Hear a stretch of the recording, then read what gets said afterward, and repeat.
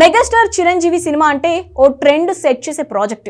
అలా brand image సొంతం చేసుకున్నాడు కాబట్టే చిరంజీవి ఇంకా మెగాస్టార్ గా కొనసాగుతున్నాడు. కానీ సెకండ్ ఇన్నింగ్స్ లో ఎందుకో తన రేంజ్ ఇమేజ్ తగ్గ మూవీ పడలేదనే కామెంట్స్ మాత్రం ఆగట్లేదు.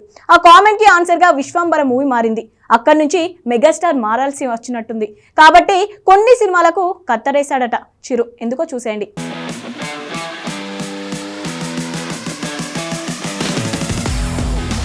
కమల్ హాసన్, రజనీకాంత్ ఇద్దరిని కలిపితే చిరంజీవి అంటారు. అటు పర్ఫార్మెన్స్, ఇటు మాస్ ఇమేజ్తో రెండు దారుల్లో మెగాస్టార్ అనిపించుకున్నారు చిరు. దానికి కారణం తన కెరీర్లో ఎన్నో మైల్ స్టోన్స్తో మతిపోగొట్టే బ్లాక్ బస్టర్ సొంతం చేసుకోవడం. అలాంటి చిరు సెకండ్ ఇన్నింగ్స్లో మాత్రం రొటీన్ రోతతో తన ఇమేజ్ తగ్గ మూవీలు చేయట్లేదనే కామెంట్సే వినవస్తున్నాయి. ఖైదీ నెంబర్ 150 హిట్ అవ్వచ్చు, వాల్తేరు వీరయ్య మాస్ హిట్ కావచ్చు, కానీ చిరు రేంజ్ మూవీలు కాదనే కామెంట్సే పేలాయి. ఆడకున్న గాడ్ ఫాదర్ లాంటి ప్రయోగమే కాస్త చిరు ఇమేజ్ను జస్టిఫై చేసే కంటెంట్ అన్నారు.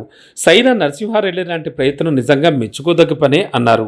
మరి అందుకే నా చిరు మారాడు, లేదంటే విశ్వంభర కథ విన్నాకే తనలో మార్పు వచ్చిందో లేదో, కానీ అనిల్ రావిపూడి, వెంకీ కుడుముల లాంటి దర్శకులకు ఛాన్స్ ఇచ్చినట్టే ఇచ్చి మళ్ళీ వెనకడుగు వేశాడు చిరు. తన కెరీర్లో ఎంతో చూసిన చిరు తానేంటో ప్రూవ్ చేసుకోవాల్సిన అవసరం లేదు. కాబట్టి అనిల్ రావిపూడి, వెంకీ కుడుముల లాంటి కామెడీ దర్శకులతో కితకితలు పెట్టాల్సిన పని లేదు.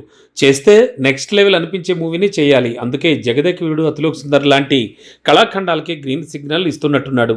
విశ్వంభర తర్వాత 3 సినిమాలు పైప్ లైన్లో ఉన్నా అవన్నీ క్యాన్సిల్ చేసుకుని తన ఇమేజ్కు తగ్గ సినిమాల కోసం ఆగి ఆలోచించే నిర్ణయం తీసుకున్నాడు.